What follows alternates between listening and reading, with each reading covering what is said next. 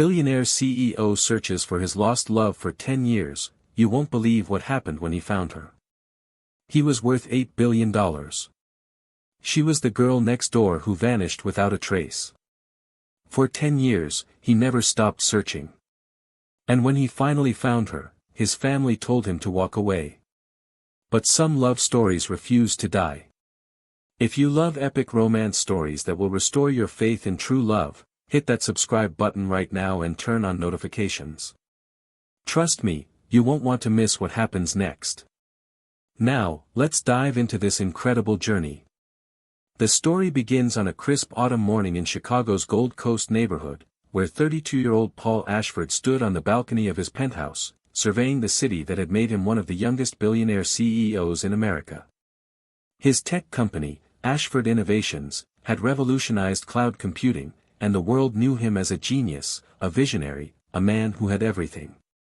But Paul felt empty. He'd spent the last decade building an empire, attending galas with women who saw only his bank account, surrounded by people who wanted something from him. Genuine connection felt like a myth, something other people experienced, but never him. That afternoon, Paul made an unusual decision. He'd recently purchased a brownstone in Lincoln Park, not as an investment, but as a retreat, a place where he could escape the suffocating glass towers of his corporate life. He wanted to renovate it himself, to work with his hands, to feel human again. As his driver pulled up to the tree-lined street, Paul noticed her immediately. She was on the front steps of the neighboring brownstone, surrounded by moving boxes, her hair pulled back in a messy bun, wearing paint-splattered overalls. She was laughing at something, talking to herself, it seemed, as she struggled to carry a particularly large box up the stairs. Without thinking, Paul stepped out of his car. "Need some help?" She turned, and time seemed to slow. Her face was radiant, her dark eyes bright with humor and intelligence. There was a smudge of dust on her cheek, and she was the most beautiful woman he'd ever seen. "Do I look that pathetic?" she asked with a grin, wiping her forehead with the back of her hand. "You look determined," Paul replied, already reaching for the box. "But this thing weighs a ton." "What's in here, rocks?" "Books," she said, laughing. "I'm a teacher. Or I will be, I start at Lincoln Park High next week. English literature." "Ah, so you're the dangerous type. Filling young minds with subversive ideas." She raised an eyebrow, clearly amused. "Subversive? Try Shakespearean sonnets and grammar lessons. I'm Aaliyah, by the way. Aaliyah Chen." "Paul." He deliberately left off his last name. "I just bought the place next door. Guess we're neighbors." Over the next hour, Paul helped Aaliyah move boxes, and they talked. Really talked. She told him about growing up in Atlanta, about her parents who'd immigrated from Ghana and worked 3 jobs to put her through college, about her passion for teaching kids who'd been written off by the system. She spoke about literature like it was oxygen, quoting Baldwin and Morrison with the same ease others quoted movie lines. Paul found himself sharing things he never shared, not the rehearsed biography that appeared in Forbes, but real things. His love for old jazz vinyl. The way he missed working with code instead of managing people. His secret dream of learning to play piano. "You're not what I expected," Aaliyah said as the sun began to set, painting the sky orange and purple. "What did you expect?" "I don't know. You pull up in a Mercedes, wearing a suit that probably costs more than my monthly rent. I figured you'd be another Gold Coast type. But you're different. Real." Paul felt something crack open in his chest. "Same time tomorrow?" "I'm terrible at unpacking, and you seem like you have a system." Aaliyah smiled. "It's a date." Over the following weeks, their friendship deepened. Paul would finish at the office and rush to Lincoln Park, where he'd help Aaliyah paint her living room, install bookshelves, or just sit on the front steps talking until midnight. He still hadn't told her who he really was, hadn't mentioned Ashford Innovations or his net worth. Here, in this quiet neighborhood, he was just Paul. Just a man falling impossibly in love. One evening in November, as they walked through Lincoln Park Zoo's Zoo Lights display, Aaliyah stopped beneath a canopy of twinkling lights. "Can I tell you something?" she asked, her breath visible in the cold air. "Anything. I haven't felt this happy in, maybe ever. You make me feel like the world is bigger and more beautiful than I thought. Like anything is possible." Paul took her hand. It was the first time they'd touched beyond friendly gestures, and electricity shot through him. "Aaliyah, Wait," she interrupted gently. "Before you say whatever you're about to say, I need you to know something. My last relationship ended because he wanted me to be someone I wasn't. Smaller. Quieter. I won't ever do that again. So if we're going to be something, you need to know I come as I am. All of me. I don't want you any other way," Paul said, and he meant it with every cell of his being.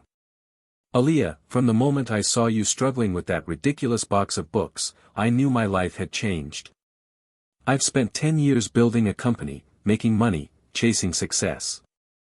And none of it meant anything until I met you. You make me want to be better. Softer. Real." She kissed him then, standing beneath a constellation of artificial stars, and Paul knew he would remember this moment for the rest of his life. The next 3 months were the happiest Paul had ever known. He and Aaliyah fell into an easy rhythm, weekend brunches at their favorite diner, late-night conversations about philosophy and poetry, stolen moments in his brownstone where they'd cook together and dance to Ella Fitzgerald in the kitchen.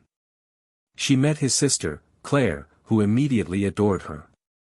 He attended parent-teacher conferences with her and saw how her students' faces lit up when she walked into a room. But Paul was living a lie by omission.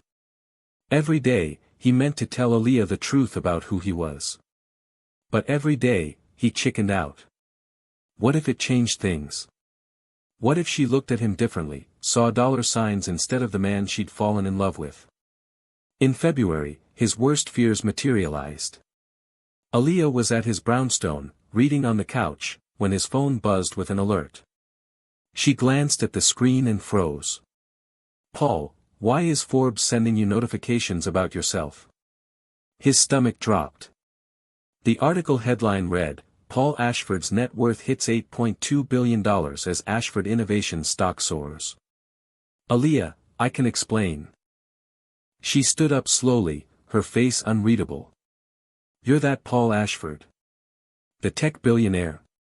"Yes, but how long were you planning to keep this from me? Were you ever going to tell me?" "Of course. I liked being normal with you. Being seen for who I am, not what I'm worth." "You lied to me, Paul." "I didn't lie. I just didn't tell you everything." "That's the same thing." Her voice broke. "I told you everything. I let you into my life, my family, my heart. And you were playing some kind of undercover billionaire game?" "It wasn't a game. My feelings for you are real. The realest thing in my life." Aaliyah grabbed her coat, tears streaming down her face. "I need time. I need to think." "Aaliyah, please. Don't. Just, don't." She left, and Paul didn't follow. He told himself he'd give her space, that she'd cool down and they'd talk. But hours turned into days, and days turned into a week. Her texts went unanswered. Her door stayed closed. Then came the second blow. Paul's father, Richard Ashford III, requested a meeting.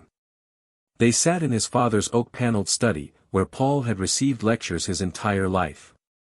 "I'm disappointed in you, son," Richard began without preamble. "Because I fell in love. Because you fell for someone completely inappropriate. I've done my research on Miss Chen. She's a public school teacher from a working-class immigrant family. She has student loans, for God's sake. She drives a 12-year-old Honda." Paul felt rage building in his chest. "And that matters why?" "It matters because this family has a reputation to uphold. We've built something extraordinary over generations. Your brother married a senator's daughter. Your sister married into the Harrison banking family. We don't marry teachers. Watch yourself, Paul said dangerously. I'm not being cruel, I'm being practical. What do you think she wants from you? You're worth billions, Paul. She's drowning in debt. It doesn't take a genius to stop. Paul stood up, his whole body shaking. Aaliyah doesn't even know I'm still trying to reach her. She hasn't asked me for a single thing except honesty, which I failed to give her. If you ever speak about her like that again, you won't see me again. Choose your next words carefully. Richard's face hardened. If you pursue this relationship, there will be consequences. The board, the family trust, your position. I don't care about any of that. Not compared to her. You're making the biggest mistake of your life. No, Dad. Listening to you would be the biggest mistake of my life. But when Paul returned to Lincoln Park that evening, Aaliyah's brownstone was dark. Her neighbor, Mrs. Patterson, delivered the crushing news. She left this morning, dear. Said something about needing a fresh start. Took all her things. Did she say where she was going? I'm sorry, honey. She didn't tell me. The first year was the hardest. Paul threw himself into finding Aaliyah with the same intensity he'd built his company. He hired private investigators, ran searches through every database he could access legally, reached out to her former colleagues at Lincoln Park High. But Aaliyah had vanished completely. She'd closed her social media accounts, left no forwarding address, and none of her friends would tell him where she'd gone, if they even knew. His sister Claire found him one night in his office, surrounded by dead-end leads and cold coffee cups. Paul, you need to sleep. She's out there somewhere, thinking I lied to her. Thinking I don't care. How can I sleep? Maybe she doesn't want to be found. I won't believe that. The love we had was real. She felt it too. Something must have happened. Maybe she got scared. Maybe my family got to her. I need to know. But months passed with no leads. Paul continued running Ashford Innovations, but his heart wasn't in it. He attended business meetings thinking about brown eyes and poetry. He closed billion-dollar deals remembering the sound of Aaliyah's laugh. His family, particularly his father, seemed almost relieved when Aaliyah disappeared. They introduced him to suitable women, daughters of their friends, heiresses, socialites. Paul went through the motions at a few events to keep the peace, but his heart belonged to a woman he couldn't find. The second year brought a small breakthrough. One of his investigators tracked down Aaliyah's college roommate, who reluctantly admitted that Aaliyah had mentioned something about starting over where no one knows me. The roommate thought she'd headed to the Pacific Northwest, maybe Portland or Seattle. Paul flew to both cities, walking through neighborhoods, checking schools, following every thread. But the Pacific Northwest was vast, and Aaliyah had covered her tracks well. By the third year, friends and family began treating his search like an obsession, an unhealthy fixation. His brother James staged an intervention. This isn't healthy, Paul. You're a young man. You have your whole life ahead of you. You can't spend it chasing a ghost. She's not a ghost. She's the love of my life. You dated for 3 months, man. 3 months.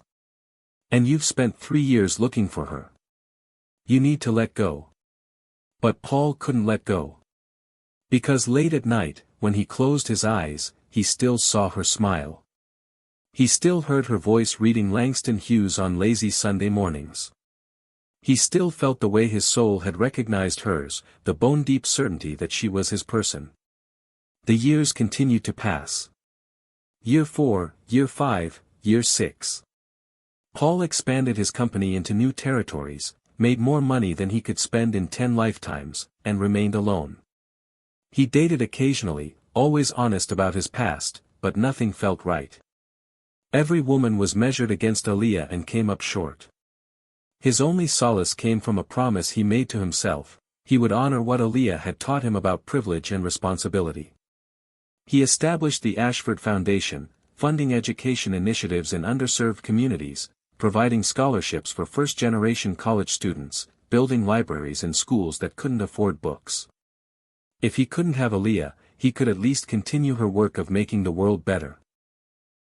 In year 7, his father passed away. Richard Ashford III's last words to Paul were an apology. "I was wrong about her," Richard whispered from his hospital bed. "I should have seen that you loved her. Really loved her. I'm sorry I tried to stand in your way." "I know, Dad. Find her, Paul. Don't end up like me, with all the money in the world and a heart full of regrets." After his father's death, Paul found renewed determination. He expanded his search internationally, thinking perhaps Aaliyah had left the country. He searched through teaching databases across Canada, England, anywhere Americans frequently relocated. Year 8 brought another false hope, a woman matching Aaliyah's description teaching in Vancouver. Paul flew up immediately, his heart racing. But it wasn't her. Just someone who looked similar from behind. By year 9, even his most loyal supporters were begging him to move on. His sister Claire, his best friend David, his board members, everyone thought he was wasting his life. "What if she's married?" Claire asked gently one evening over dinner. "What if she has a family?" "Paul, you need to be prepared for that possibility." "Then I'll be happy for her," Paul replied. "I don't need to be with her. I just need to know she's okay. I need to tell her I'm sorry for not being honest from the start. I need her to know I never stopped loving her." But deep in his heart, he couldn't imagine Aaliyah with someone else. Their connection had been too profound, too rare. He had to believe she felt it too. Year 10 began like all the others, with hope and disappointment in equal measure. Paul was now 42 years old, one of the most successful CEOs in America, and completely, utterly alone in the ways that mattered. Then, on a Tuesday in March 2025, everything changed. Paul was in his office reviewing quarterly reports when his phone rang. It was Sarah Mitchell, the private investigator he'd kept on retainer for the past decade. "Mr. Ashford, I think I found her." Paul's heart stopped. "You think, or you know?" "I'm 90% sure. There's a teacher named Aaliyah Chen at Cascade Ridge High School in Boulder, Colorado. She started there 7 years ago. The age, background, and physical description all match. But sir, there's something you should know." "What?" "According to my research, she uses her maiden name professionally, but there's a possibility she's in a relationship. I haven't confirmed it yet, but I wanted you to be prepared." Paul felt like he'd been punched. 10 years of searching, and she might belong to someone else. But he had to know. "Book me a flight to Boulder. Today." "Mr. Ashford, maybe you should wait until I." "Today, Sarah. Please." That evening, Paul landed in Denver and drove to Boulder, his hands shaking on the steering wheel. The address Sarah had provided led him to a modest apartment complex in a quiet neighborhood. It was after 7 p.m., and lights were on in a second-floor unit. Paul sat in his car for 20 minutes, terrified. What if she slammed the door in his face? What if she was happy and he was about to upend her life? What if, after all these years, she didn't feel the same way? But he hadn't come this far to turn back now. He walked to her door and knocked before he could lose his courage. Footsteps. The door opened. And there she was. Aaliyah Chen, 10 years older but somehow more beautiful than he remembered. Her hair was shorter now, cut in a stylish bob. She wore glasses she hadn't worn before, and tiny lines crinkled at the corners of her eyes. She was holding a coffee mug that said, "World's Okayest Teacher." For 3 heartbeats, she just stared at him, her face cycling through shock, disbelief, and something else, something Paul desperately wanted to believe was joy. "Paul." Her voice was barely a whisper. "Hi, Aaliyah. The coffee mug slipped from her fingers, shattering on the floor, but neither of them moved. How did you? I don't, Paul, what are you doing here? I've been looking for you for 10 years, he said simply. Can I come in? Aaliyah stepped back mechanically, and Paul entered her apartment. It was exactly what he'd expected, walls lined with bookshelves, plants in every window, framed poetry prints, a well-worn couch covered in colorful throw pillows. It was her, distilled into living space. She gestured to the couch, and they sat at opposite ends, the space between them feeling like an ocean. 10 years, Aaliyah said finally. You've been looking for me for 10 years. Every single day. I hired investigators, searched databases, traveled to different cities following leads. I never stopped. Why? The simple question held so much weight. Paul leaned forward, his hands clasped between his knees. Because I never got to tell you the truth. Because you deserved an explanation for why I didn't tell you about my background. Because I've been in love with you for 10 years, and that doesn't just go away. Tears welled in Aaliyah's eyes. Paul, I left because I was terrified. After I found out who you really were, your family contacted me. What? Paul felt ice flood his veins. Who contacted you? Your father. He came to see me at the school. He offered me money, a lot of money, to walk away from you. He said I'd never fit into your world, that I'd be a liability, that people would think I was a gold digger. He said if I really loved you, I'd let you be with someone from your own background. Oh my God, Aaliyah. I didn't take the money, she said quickly. I threw him out of my classroom. But then I started thinking, what if he was right? Not about the money, I never cared about your money. But about belonging. I'm the daughter of immigrants, Paul. I grew up in a 2-bedroom apartment with 4 siblings. I shop at Target and drive a car with 200,000 miles on it. Your father showed me pictures of the women you were supposed to end up with, these polished, perfect women who knew which fork to use at state dinners. I don't give a damn about forks, Aaliyah. But I did. I started thinking about red carpet events and board meetings and country clubs, and I panicked. I thought I'd be a burden to you. An embarrassment. So I ran. You could never be an embarrassment. You're the most extraordinary person I've ever met. Aaliyah wiped her eyes. It took me years to realize I'd made a mistake. Years of therapy to understand that I let other people's prejudices make decisions for me. I should have talked to you. Trusted you. But by then, so much time had passed, I figured you'd moved on. Married some society woman. Forgotten about the teacher from Lincoln Park. I could never forget you. Paul moved closer, closing the distance between them. Aaliyah, my father apologized before he died. He told me he was wrong, that he should never have interfered. And I promise you, my family has changed. My mother's been asking about you for years, she knew how much you meant to me. My sister never forgave my father for what he did. What about you? Aaliyah asked softly. Have you changed? I'm more honest now. I don't hide who I am, but I also don't lead with my bank account. I built a foundation that funds education initiatives, scholarships, libraries, teacher training programs. I did it because of you. Because you showed me what really matters. Aaliyah was crying now, really crying. I missed you so much. Every day. I'd see something funny and think, I need to tell Paul. I'd read a poem and hear your voice. I dated other people, tried to move on, but nobody was you. Are you, with someone now? Paul had to ask, even though the question terrified him. No. Are you? No. There's only ever been you. They sat in charged silence for a moment, 10 years of longing filling the air between them. I'm scared, Aaliyah admitted. Scared of your world. Scared I'm not enough. Scared of losing myself trying to fit in. Paul took her hands, finally touching her again after a decade. You don't have to fit in. You just have to be yourself.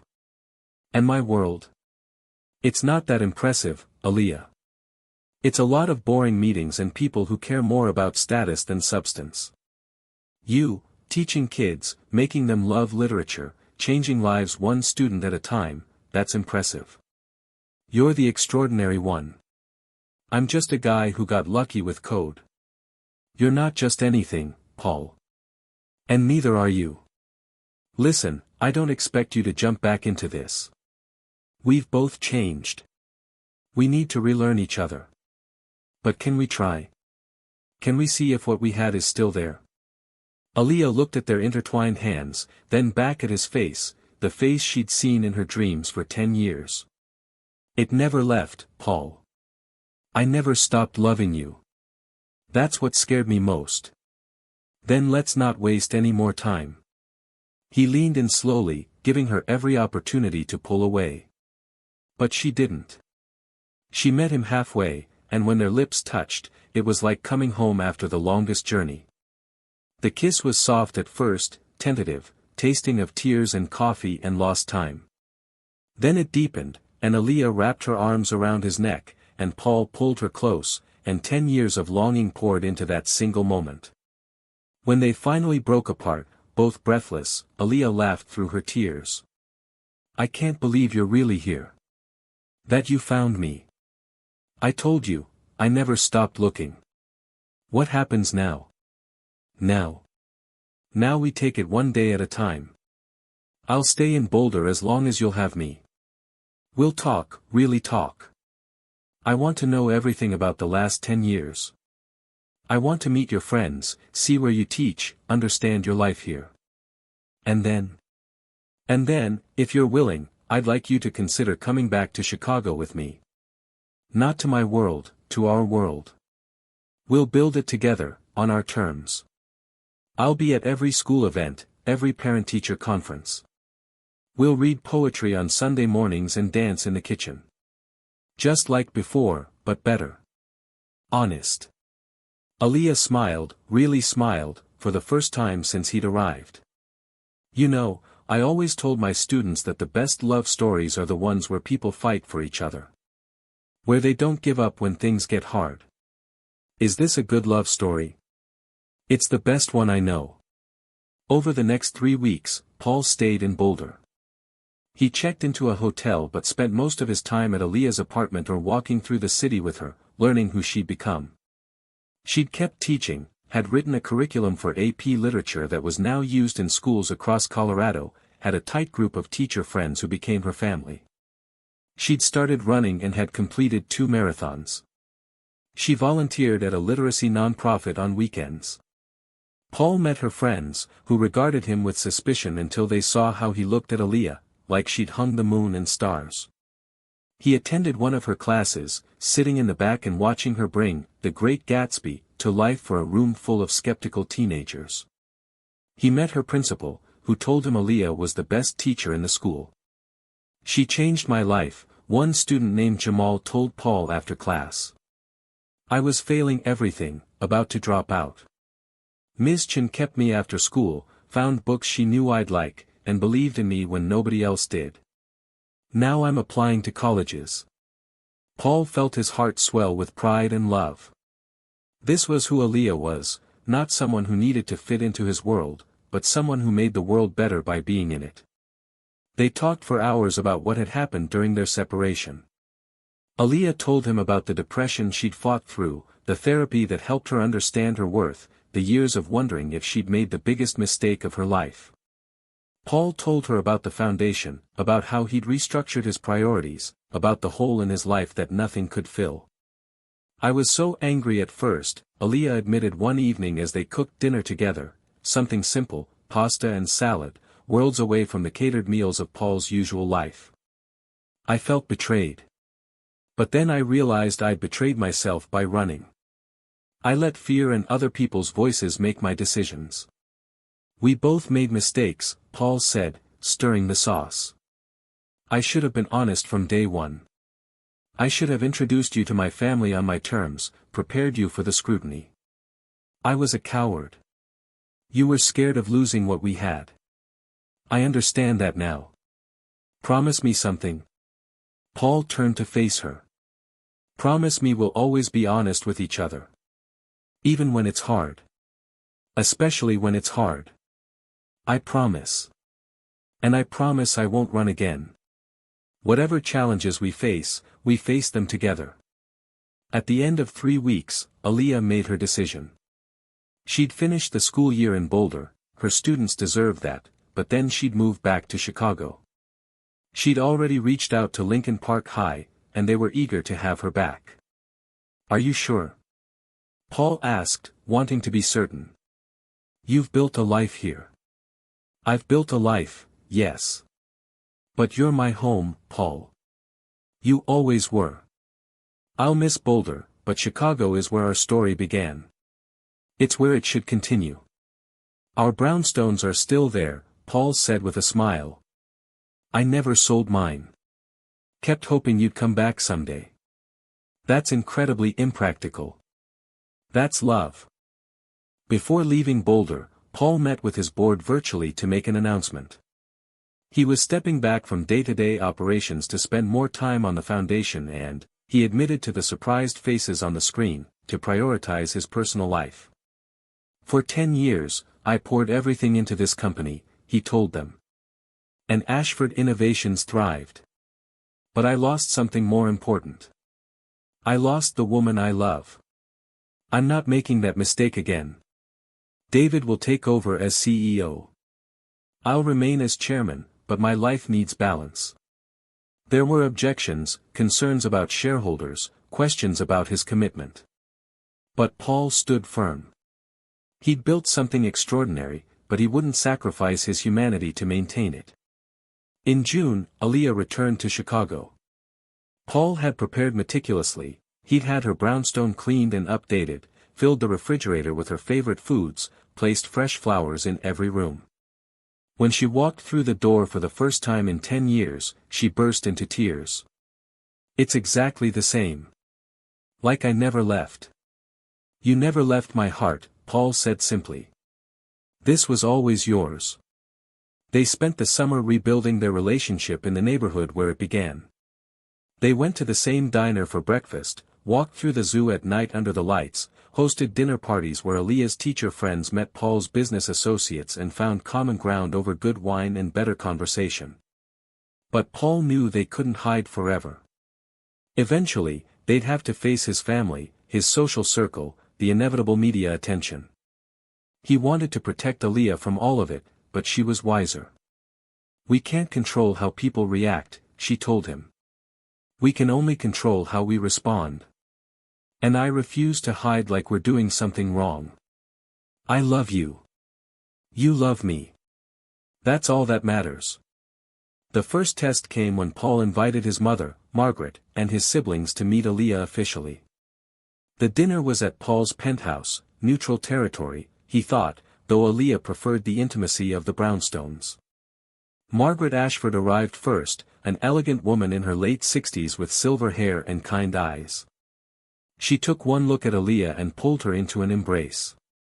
My dear girl, Margaret said, her voice thick with emotion. I've waited 10 years to meet you properly. Paul talks about you constantly.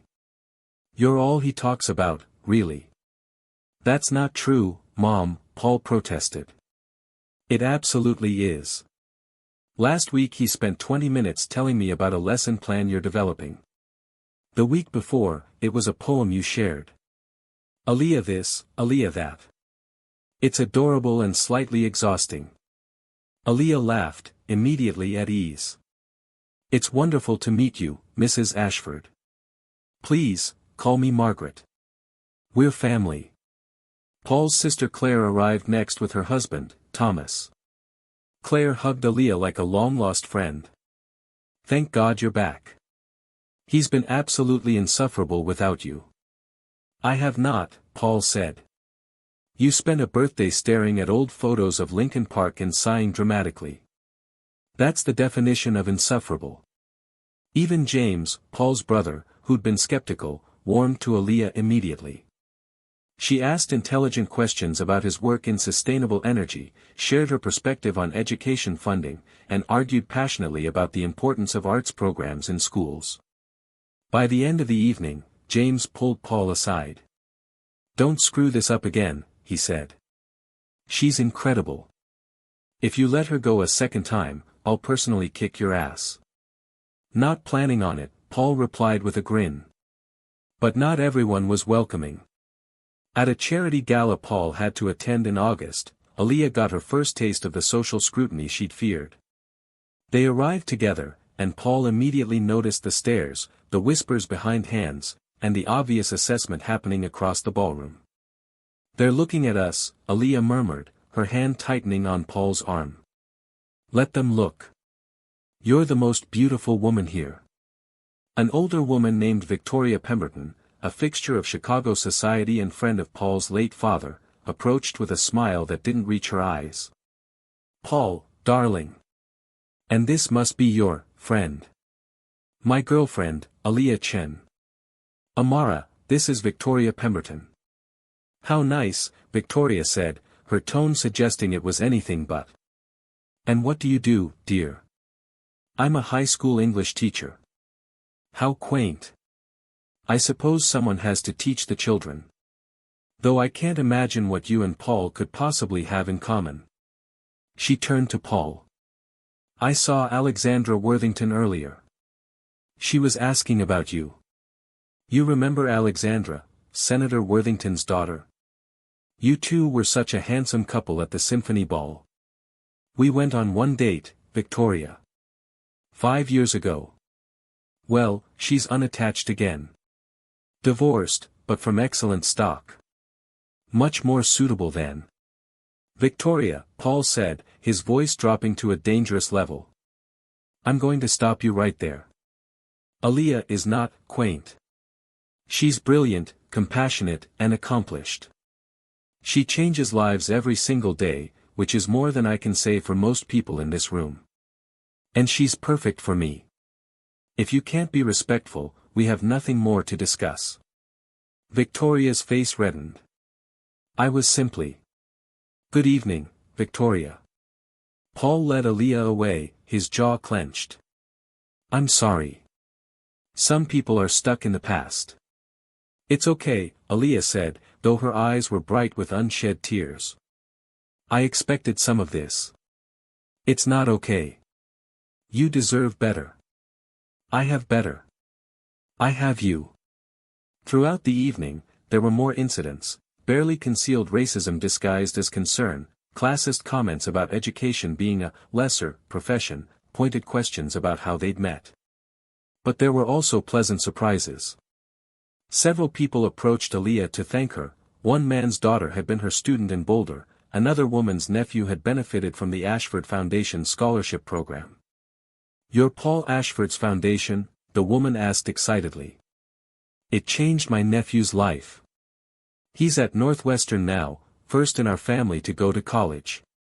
"That's wonderful," Paul said. "But the person who truly inspired it is standing right here. Aaliyah, this is Mrs. Chen, no relation, and her nephew Miguel." Aaliyah's eyes filled with tears as Mrs. Chen hugged her. "Thank you both. You're giving kids like Miguel a chance they'd never have otherwise." As they drove home that night, Aaliyah was quiet. "Talk to me," Paul said gently. "Tonight was hard.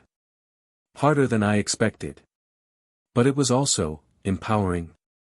Every time someone tried to make me feel small, you stood up for me. And those families we helped, that made it worthwhile. You're not having second thoughts, are you?" "No. But I need you to understand something, Paul. I'm never going to be the woman who just smiles and stays quiet when people disrespect me. I'm going to call out racism and classism and every other ism I encounter. Even if it makes people uncomfortable. Especially if it makes people uncomfortable." Paul pulled the car over and turned to face her. "Good.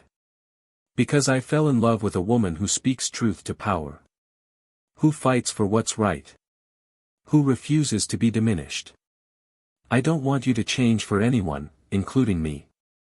In fact, I'm counting on you to keep me accountable, to challenge me, to make sure I'm using my privilege for good. Aaliyah kissed him then, long and deep. I love you, Paul Ashford. I love you more, Aaliyah Chen. Over the next several months, they fell into a beautiful rhythm. Aaliyah started teaching at Lincoln Park High again, and Paul threw himself into the foundation work. They attended some social events together but spent more time with Aaliyah's friends, hosting game nights and potlucks where the conversation was about books and politics and life, not stock portfolios and vacation homes. Paul learned to navigate Aaliyah's world too. He attended her school's fundraisers, helped chaperone field trips, and became a regular guest speaker in her classes, talking to students about entrepreneurship and technology. The students loved him because he was real with them. He talked about failures and setbacks, not just successes. There were still challenging moments. A gossip columnist wrote a particularly nasty piece about their relationship, questioning Aaliyah's motives and making thinly veiled racist remarks about gold diggers. Paul's lawyers wanted to sue, but Aaliyah stopped them. Let them talk, she said.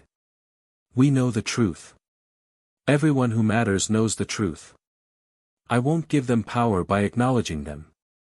Her grace and strength in the face of ugliness made Paul love her even more. By December, Paul knew it was time. He'd known since the moment he found her again, really, but he wanted to do this right. He called Claire for help. I want to propose, he told his sister over coffee. But it needs to be perfect. It needs to be us, not some over-the-top billionaire thing. Claire smiled. I think I know exactly what to do. On December 23, Paul told Aaliyah he had a surprise for her. She rolled her eyes. She'd learned that Paul's surprises could range from a rare first-edition book to a weekend trip to Paris, but she got dressed in warm layers as he'd instructed. They drove to Lincoln Park as the sun was setting, the same route they'd walked countless times. As they approached the zoo, Aaliyah gasped. The zoo lights were on, just like the night of their first kiss 10 years ago. But tonight, a path of luminaries led deeper into the zoo, away from the crowds. Paul, what did you do? Just trust me. They followed the lights to a secluded section that had been transformed. Thousands of additional lights had been strung overhead, creating a canopy of stars.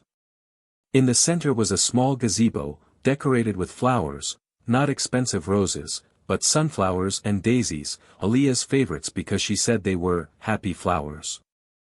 Inside the gazebo stood Paul's family, Margaret, Claire, James, and Aaliyah's friends from Chicago and Boulder, who'd flown in secretly. Even some of her former students were there, holding signs that read, "We love you Ms. Chen," and "Say yes."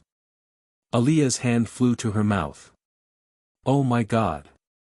A string quartet began playing Ella Fitzgerald's "Dream a Little Dream of Me," the song they'd danced to in his kitchen all those years ago. Paul led her to the center of the gazebo and took both her hands. Aaliyah Chen, he began, his voice carrying clearly in the cold December air. 10 years ago, I watched you struggle with a box of books and thought, should help her. I had no idea that in that moment, my entire life was about to change. Over the next 3 months, you showed me what it meant to really live. To connect. To love authentically. You saw past the money and the status and loved me for who I was underneath all of that. Tears were streaming down Aaliyah's face, but she was smiling. When you left, I was devastated. But I made myself a promise, I would never stop looking for you. And I didn't. For 10 years, through every dead end and disappointment, I held on to the hope that I'd find you again. That we'd get a second chance. He reached into his pocket and pulled out a small velvet box. When I started looking for an engagement ring, I went to all the fancy jewelers. They showed me huge diamonds, platinum settings, rings worth more than most people make in a year. But none of them felt right. Then I remembered something you told me once, that your grandmother, who raised your mother in Ghana, gave your mother her wedding ring when she came to America. A simple gold band with a tiny diamond, worth maybe $100. But it was priceless because it represented love and family and sacrifice. Paul opened the box. Inside was a ring, a beautiful vintage setting with a modest but stunning diamond, elegant and timeless without being ostentatious. This isn't the biggest diamond I could afford. It's not going to make other people gasp at parties. But I chose it because it's beautiful and real and meaningful, just like you. Just like us. He dropped to one knee, and Aaliyah actually laughed through her tears. Aaliyah, you make me want to be better every single day. You challenge me, inspire me, and love me in a way I never thought possible. You've shown me that the best things in life aren't things at all, they're moments and connections and love that stand strong in the face of prejudice and judgment and time itself. I don't want to spend another day without you. I want to wake up next to you every morning. I want to dance in the kitchen with you when we're 80. I want to build a life and a family and a future together. Will you marry me? For a moment, Aaliyah couldn't speak. She looked at Paul, then at the faces of everyone they loved surrounding them with joy and hope, then back at Paul. Yes, she finally said, her voice strong and clear. Yes, yes, 1,000 times yes. Paul slipped the ring on her finger and stood, pulling her into a kiss as everyone around them erupted in cheers and applause. The string quartet played louder, and Aaliyah laughed and cried and held on to Paul like she'd never let go. I can't believe you did all this, she said when they finally broke apart. You deserve all this and more. You deserve the world. I don't need the world. I just need you. They were surrounded then by family and friends, by hugs and congratulations and happy tears. Jamal, her former student, handed her a card signed by dozens of her current and former students. You taught us to believe in happy endings, Ms. Chen. We're so glad you got yours. Margaret hugged her son, tears in her eyes. Your father would be proud, Paul. He'd be so proud. I think he'd be more impressed with Aaliyah, Paul replied. I know I am. As the night continued, they danced under the lights, ate cake that Claire had ordered from their favorite bakery, and celebrated with the people they loved most. At one point, Paul noticed Aaliyah standing slightly apart, just taking it all in. He joined her, wrapping his arms around her from behind. What are you thinking? I'm thinking about that girl who ran away 10 years ago. How scared she was. How she let other people's voices drown out her own. And I'm thinking about how far we've both come. How we fought our way back to each other. Any regrets? Only that we lost those years.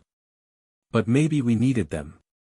Maybe we needed to grow into the people who could handle this, the scrutiny, the challenges, the life we're building together. I used to think those were wasted years, Paul admitted. But you're right. I learned so much. About what really matters. About standing up for the people I love. About using my resources for good. You made me better, even when you weren't with me. We made each other better. They stood in comfortable silence, watching their loved ones laugh and celebrate. So, Paul said eventually. We should probably talk about the wedding. My mother's already dropping hints about venues and guest lists. Aaliyah turned in his arms to face him. I want something small. Intimate. Just the people who really matter. Maybe in the backyard of the brownstones. With string lights and good food and dancing. That sounds perfect. Though I should warn you, even a small Ashford wedding will probably have 100 people. Then we'll have 100 people who love us and want us to be happy. I can live with that. What about a honeymoon? Where do you want to go? Aaliyah thought for a moment. Ghana. I want to visit my grandmother's village, see where my family came from. And I want you there with me, so you can understand that part of my story. I'd be honored. They kissed again, soft and sweet, and Paul felt a peace settle over him that he hadn't felt in 10 years. This was right. This was real. This was forever. The wedding took place the following June in the conjoined backyards of their Lincoln Park brownstones. True to Aaliyah's wishes, it was intimate, about 150 people, mostly family, close friends, former students, and foundation beneficiaries.